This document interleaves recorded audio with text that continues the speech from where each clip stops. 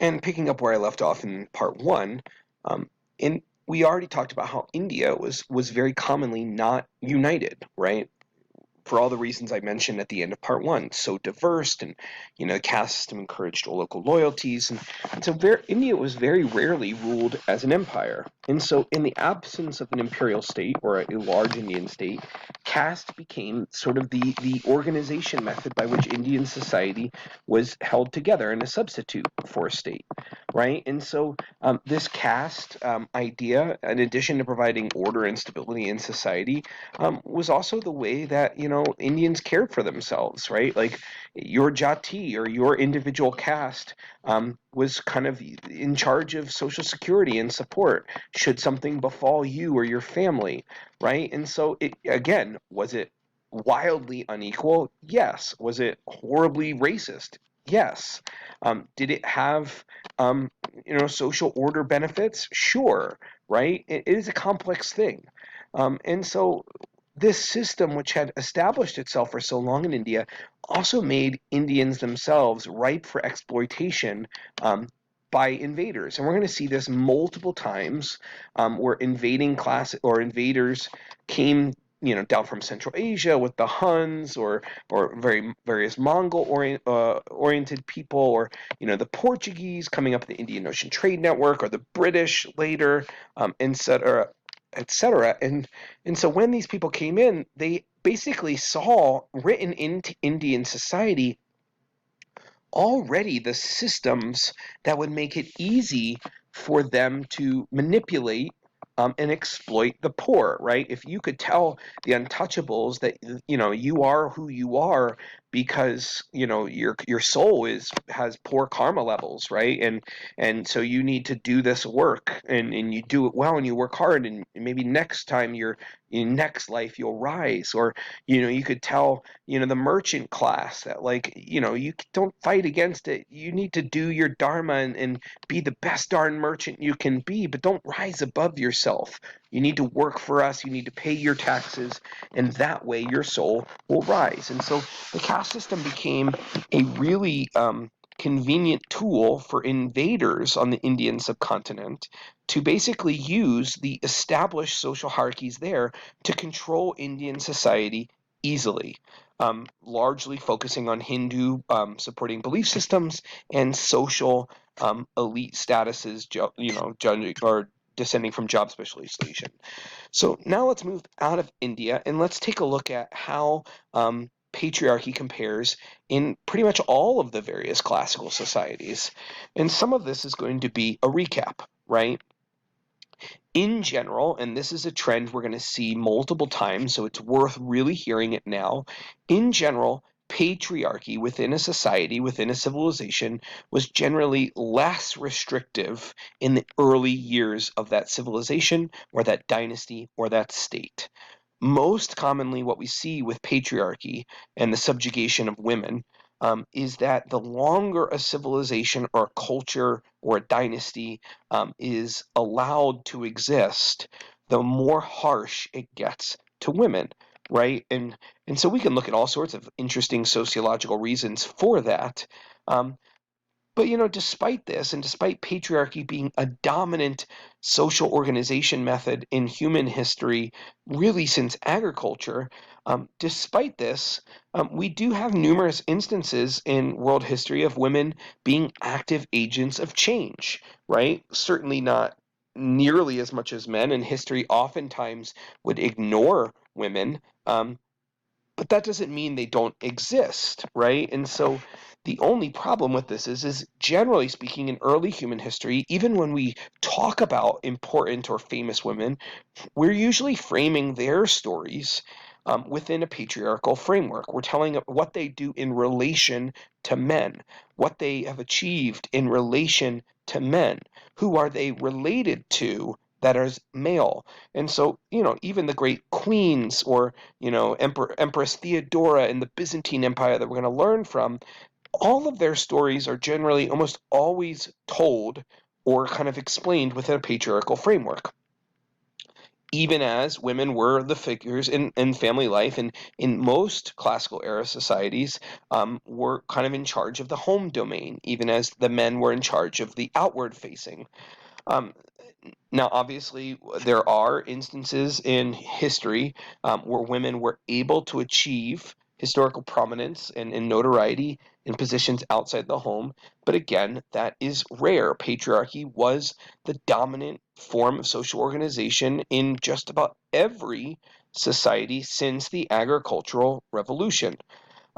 We also need to make clear that in agricultural based civilizations, particularly those with urban centers, with cities, patriarchy was generally sharper. Pastoral societies, by comparison, were far more egalitarian. And I want to really key on that word because I'm going to use it a lot. The word egalitarian. It sounds a lot like equal. Egal, equal, right? Egal, equal, right? And so egalitarian means more equal.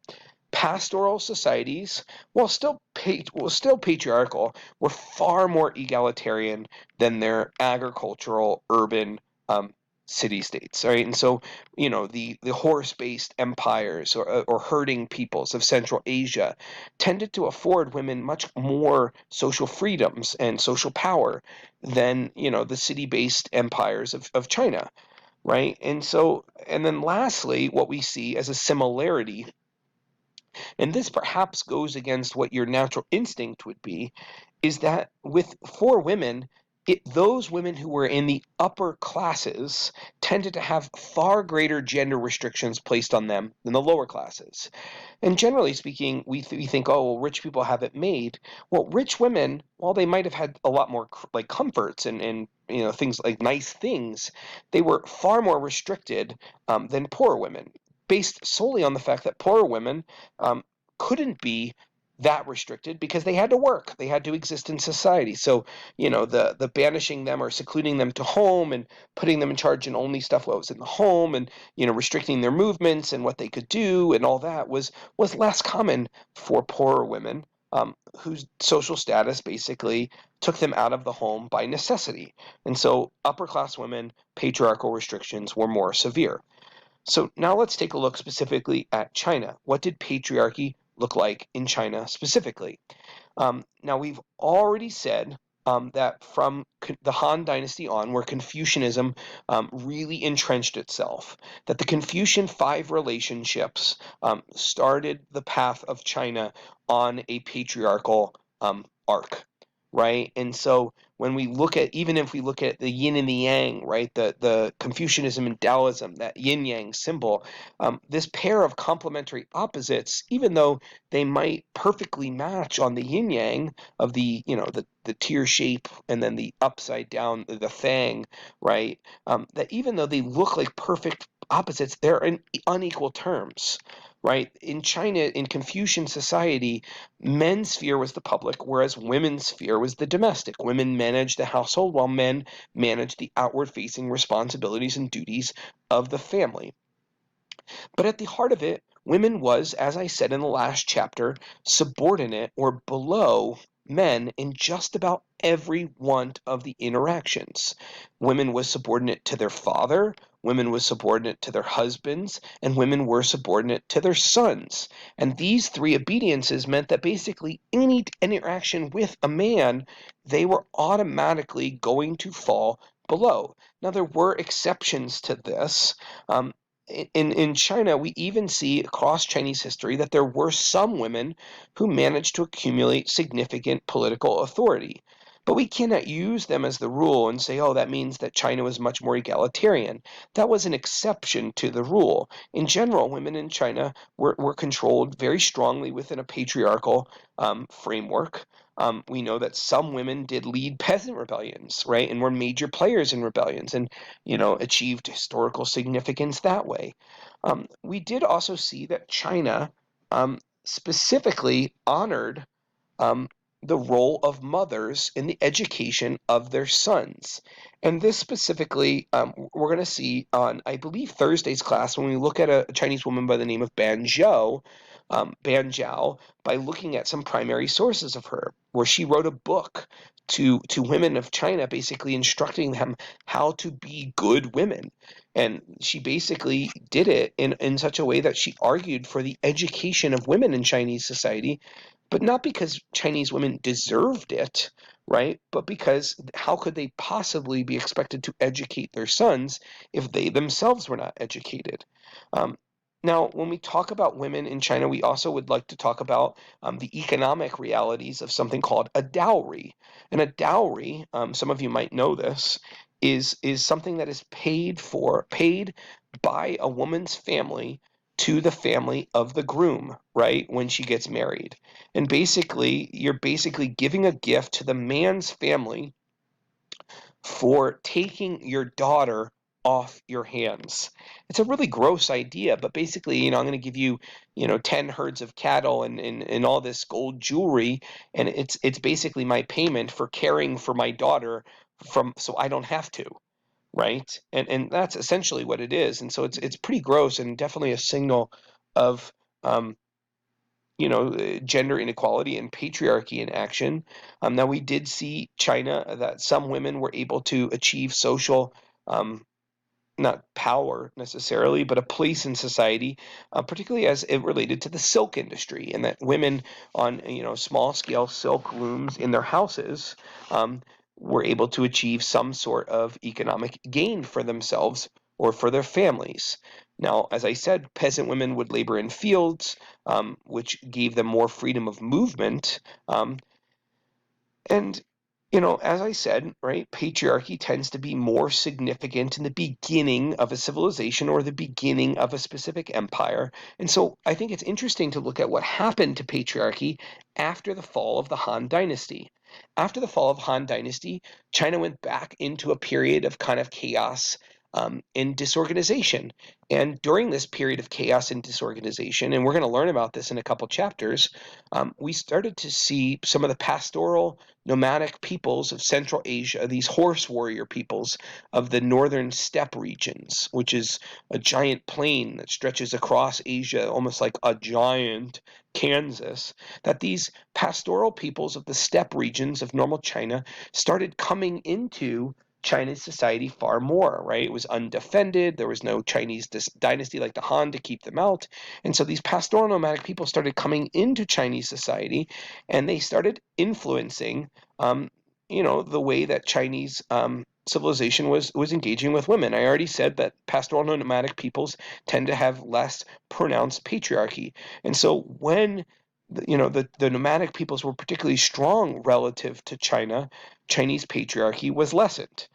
Um, for example, if we were to look in the Tang Dynasty, which has its origins in some pastoral nomadic peoples from the northern steppes, the Tang Dynasty of China actually allowed elite women independent movement and to manage legal and business affairs on their own. Um, this sounds like small potatoes, like, yeah, big deal. But relative to, the Han Confucian society, this was an improvement for women, which weakened patriarchy, eventually allowing the actual rule of the Empress Wu herself, right? And so, bigger pictures in recap, patriarchy in China was extremely pronounced um, and was tended to be lessened in times when the Chinese state was weaker and the pastoral nomadic influences were therefore stronger. Now, I'm going to end our lecture here. You're welcome to email me if you'd like the rest of the notes in preparation for next Monday's quiz. The rest of the notes, just so you can see, is why did slavery emerge? How are slavery and civilization connected?